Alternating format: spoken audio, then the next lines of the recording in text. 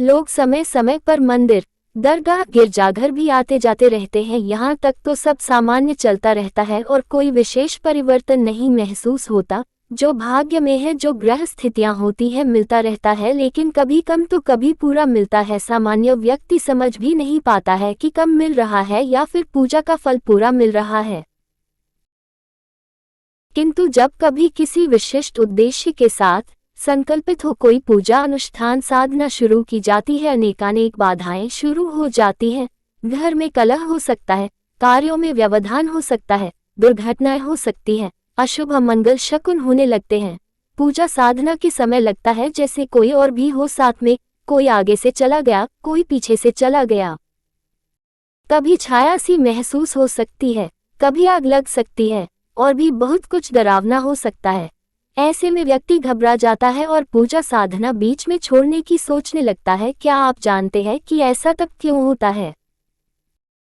आइए समझे क्यों होता है ऐसा और इस पर विचार करें तो कुछ कारण समझ में आते हैं। सबसे मुख्य कारण इसका होता है कि जब आप पूजा आराधना साधना एक निश्चित संकल्प और पद्धति के साथ शुरू करते हैं तो मानसिक बल, मंत्र, पूजा पद्धति, ईश्वरीय ऊर्जा के आगमन से सकारात्मक ऊर्जा का आसपास संचार होने लगता है।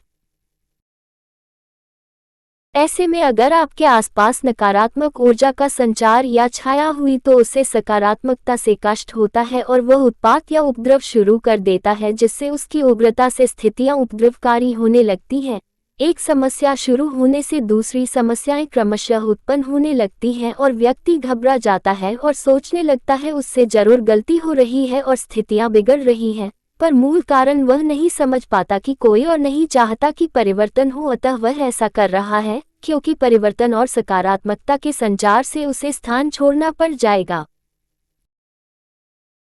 यद्यपि इससे इनकार नहीं किया जा सकता कि कभी कभी ऐसा पूजा पाठ की गलतियों अथवा आ रही ऊर्जा को न संभाल पाने के कारण भी होता है, पर मुख्य कारण नकारात्मक ऊर्जा ही होती है। यह नकारात्मक ऊर्जा पितृ दोष हो सकता है, बाहर से आई आत्माएं हो सकती हैं, पितरों के साथ जुड़ी कोई आत्मा हो सकती है, किसी पर आसक्त कोई आत्मा हो सकती है, वास्तु दोष के कारण उत्पन्न नकारात्मक ऊर्जाएं हो सकती है, तांत्रिक अभिचार के कारण आई नकारात्मक ऊर्जा हो सकती है, अथवा अन्य किसी प्रकार की भी नकारात्मकता हो सकती है।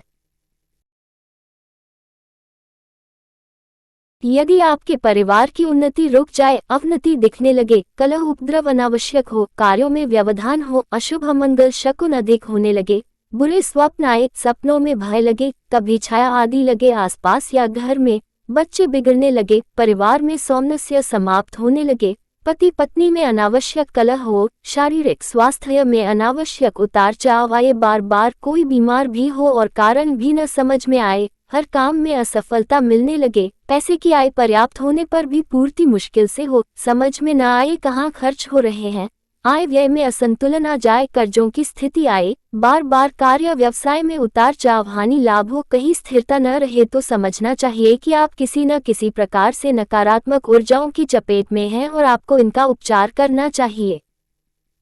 कोई भी मनुष्य के जीवन में उसके द्वारा किए गए कर्मों का इस जन्म में हो या पिछले जन्म में हो, नकारात्मक ऊर्जा समय समय पर प्रताड़ित भी करती है, लेकिन मनुष्य अंतर्यामी नहीं, इसलिए समझ नहीं पाता है।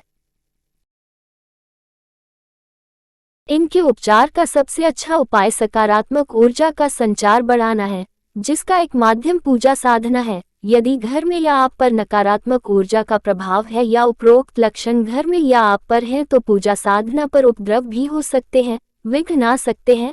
अतः पहले से सोचे रहे कि ऐसा होगा और सतर्क रहे, अपने कार्य व्यवहार को संतुलित रखे और विवादों से बचे। एक बार जब साधना अनुष्ठान शुरू कर दे तो बीच में कदापि न छोड़े। ये जरूर पहले सुनिश्चित कर ले कि आप गलती से भी पूजा में गलती न करें। कुछ दिन में सब सामान्य होने लगेगा और आपकी साधना अनुष्ठान पूर्ण होने पर सफलता की भी आप उम्मीद कर सकते हैं। सकारात्मकता बने से परिवर्तन जरूर होंगे और लाभ भी होंगे।